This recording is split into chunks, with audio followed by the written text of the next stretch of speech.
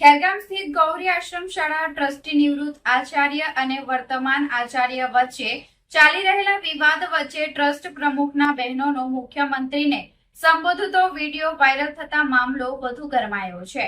વિડીયોમાં કેબિનેટ મંત્રી નરેશ પટેલે આશ્રમ શાળા બંધ કરાવવાની ધમકી આપી હોવાના આક્ષેપ કરવામાં આવ્યા છે।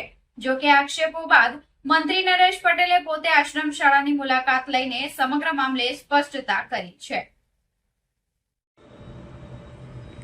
ખેરગામની ગૌરી આશ્રમ શાળામાં છેલ્લા કેટલા દિવસોથી ચાલી રહેલો વિવાદ હવે સપાટી પર આવી ગયો છે। આશ્રમ શાળાના ટ્રસ્ટના પ્રમુખ નિવૃત્ત આચાર્ય અને વર્તમાન આચાર્ય વચ્ચેના મતભેદના કારણે સંચાલન અંગે અનેક પ્રશ્નો ઊભા થયા છે।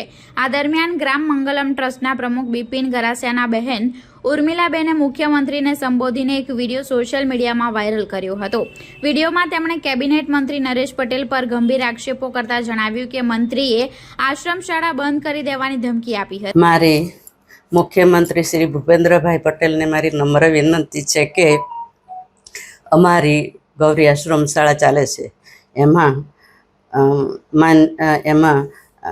હાલના ધારાસભ્ય શ્રી નરેશભાઈ પટેલે આશ્રમ શાળાના વિવાદિત માજી આચાર્ય એવા ગોકુળભાઈ પટેલને છાવરતા એમની રહેમ રાહ હેઠળ જે કંઈ કાર્ય પ્રવૃત્તિ કરતા આવેલા અને એમને સાથે સમાધાન કરવાની વાત કરી અને સાથે આશ્રમ શાળા બંધ કરવાની વાત કરી છે।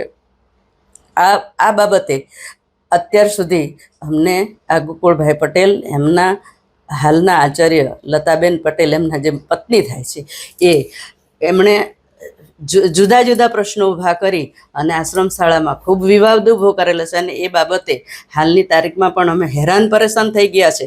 તો આ બાબતે આ જ મુખ્યમંત્રી અમારા વિસ્તારના છે અને આદિજાતિ મંત્રી છે અને એ આદિજાતિ મંત્રી જ્યારે બાળકોના પ્રશ્નો શું છે એ સમજ્યા વગર અને મદદ કર્યા વગર અમને જ્યારે આશ્રમ શાળા બંધ કરવાની ધમકી આપે છે તો એ બાબતે યોગ્ય પગલાં લઈ ઘટતી કાર્યવાહી કરવા આપ સાહેબને અમારી નમ્ર વિનંતી છે। વિડીયોમાં તેમણે કેબિનેટ મંત્રી નરેશ પટેલ પર ગંભીર આક્ષેપો કરતા જણાવ્યું કે મંત્રીએ આશ્રમ શાળા બંધ કરી દેવાની ધમકી આપી હતી। વિડીયો વાયરલ થતા સમગ્ર મામલો ચર્ચાનું કેન્દ્ર બન્યો હતો। ત્યારબાદ કેબિનેટ મંત્રી નરેશ પટેલ તાત્કાલિક ખેરગામ સ્થિત ગૌરી આશ્રમ શાળાની મુલાકાતે પહોંચ્યા હતા અને વિદ્યાર્થીઓ સંચાલકો તેમજ સંબંધિત અધિકારીઓ સાથે ચર્ચા કરી પરિસ્થિતિની સમીક્ષા કરી મીડિયા સાથે વાતચીતમાં નરેશ પટેલે ધમકી આપવાના આક્ષેપોને ફગાવી દીધા।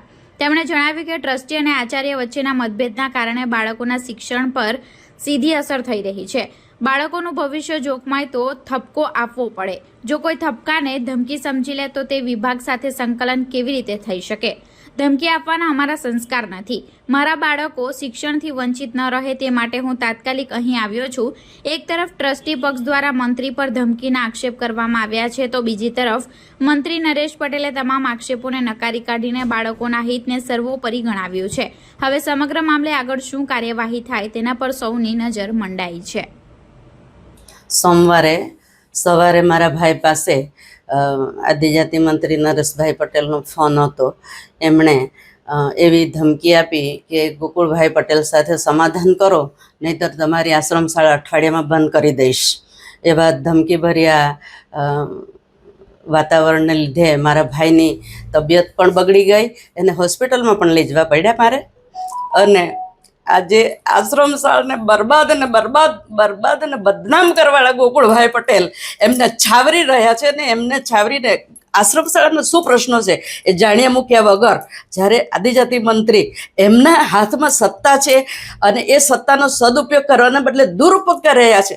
આજની તારીખમાં મારે તમને એ કહેવું છે કે આશ્રમ શાળાઓ જ્યાં બી ચાલે છે ત્યાં એ મુખ્યમંત્રીએ કેટલી મદદ કરી અને કેટલી સુવિધાઓ ઊભી કરવા માટે અને સુવિધા ઊભી કરી છે અને એ સાથે એ મંત્રીશ્રીએ આશ્રમ શાળાના બાળકોના અહિતનું કાર્ય કર્યું છે અને એ એક ગુંડાગીરી કરનાર એ ગોકુળભાઈ પટેલને છાવરી અને અમારી પાસે દબાણ કરવામાં આવ્યું છે કે તમે આમની સાથે સમાધાન કરો નહીંતર આશ્રમ શાળા બંધ કરી દઈશ। શું ગરીબ બાળકોના હિતાર્થે આજે આશ્રમ શાળાઓ ચાલી રહી છે એ આશ્રમ શાળામાં પ્રશ્નો ઉકેલવા માટે એ ભાઈ પાણીનો પ્રશ્ન હોય કે અન્ય પ્રશ્ન હોય તે ઉકેલવા માટે જાણવા માટે એમણે કોઈ કાર્યવાહી કરી નથી અને સીધી ધમકી ધમકી આપી દીધી છે કે આશ્રમ શાળા બંધ કરી દો.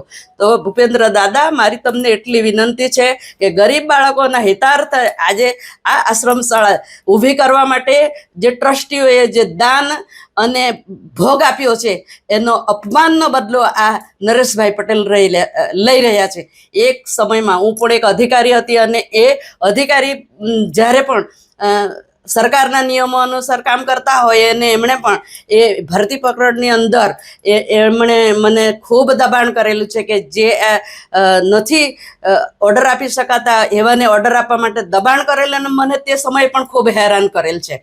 એટલે મુખ્યમંત્રી શ્રીને મારી નમ્ર વિનંતી છે કે ભૂપેન્દ્ર દાદા, આ ગરીબ બાળકોના હિતમાં કામ કરો. સરકાર એની ઉપર ધ્યાન આપી અને અમને યોગ્ય ન્યાય મળે એવી હું અપેક્ષા રાખું છું. આજે મેં મારા અધિકારી મામલતદારશ્રી અને બધા સાથે ગૌરી આશ્રમ શાળા ખેરગામ તાલુકામાં આવી છે, એની મેં વિઝિટ કરી છે. આ આશ્રમ શાળાની અંદર બહુ લાંબા સમયથી ટ્રસ્ટી અને આચાર્ય વચ્ચે મતભેદો ચાલી રહ્યા છે. એ મતભેદોના કારણે જે રીતે સંચાલન થવું જોઈએ એ સંચાલન થતું નથી ને એની સીધી અસર બાળકો પર આવતી હોય છે. ને એટલા માટે મારે અચાનક વિઝિટ પણ કરવી પડી છે અને આવનારા દિવસોમાં આગળની કાર્યવાહી કરીને બાળકોના હિતમાં જે પણ નિર્ણય લેવો પડે એ ચોક્કસ રીતે અમે લઈશું. અમારો વિભાગ ક્યારેક નોટિસ પણ આપે, સંચાલન સરખું નહીં ચાલતું હોય તો, અને મૌખિક ઠપકો પણ આપતા હોય. જો ઠપકાને ધમકી સમજી લેશે તો વિભાગ સાથે કેવી રીતે સંબંધો કેળવીને સંચાલન કરશે? એટલે બિલકુલ આ વસ્તુ યોગ્ય જ નથી. મારા પોતાના મત વિસ્તારની આ આશ્રમ શાળા છે. મંત્રી તો દૂરનો રહ્યો, પણ મારા મત વિસ્તારમાં આવું બનતું હોય, ઝઘડાના કારણે મારા ટ્રાઇબલ બાળકો 160 જેટલા એના ઉપર સીધી અસર થતી હોય તો સ્વાભાવિક છે, અમારી જવાબદારી છે. અમારામાં કોઈ ધમકી આપવાના સંસ્કાર નથી, અમે કોઈને આપતા પણ નથી, પણ સારું ચાલે એના માટે સૂચન 100% અમે કરીશું. શિક્ષકો ટકતા નથી. ઘણા લાંબા સમય સુધી કોર્ટ મેટર બની જાય, પોલીસ સ્ટેશન સુધી જાય તો કયા શિક્ષકો એમનું પણ સમાન હોય છે. વાતાવરણ એવું બનાવવું પડે કે શાળા છે, શાળાને શોભે એવું વાતાવરણ બનાવવું પડે, બાળકોને ગમે એવું વાતાવરણ બનાવવું પડે. જો આવું જ ચાલતું રહેશે તો શિક્ષકોને નોકરી કરવું પણ મુશ્કેલ બની જાય છે. એટલા માટે તો મારે તાત્કાલિક વિઝિટ કરવી પડી છે, કારણ કે બાળકો મારા શિક્ષણથી વંચિત નહીં રહી જાય એટલા માટે હું જાતે આવ્યો છું.